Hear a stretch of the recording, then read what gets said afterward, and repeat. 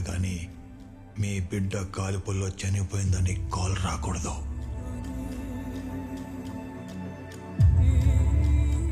కుటుంబంలో ఒకరు చనిపోతే 2 సవాలు తయారవుతాయి. ఒకటి కాలిపోతుంది, ఇంకొకటి కాలిపోవడానికి ఎదురు చూస్తూ ఉంటుంది.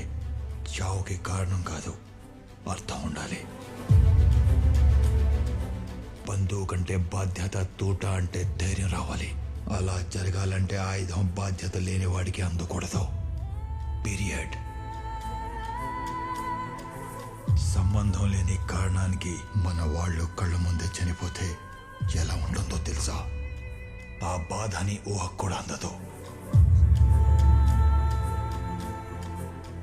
ఆయుధంతో విధ్వంసం చేసేవాడు రాక్షసుడు, ఆయుధంతో విధ్వంసం ఆపేవాడు దేవుడు. ఈ దేవుడు మంచోడు కాదు, ముండోడు.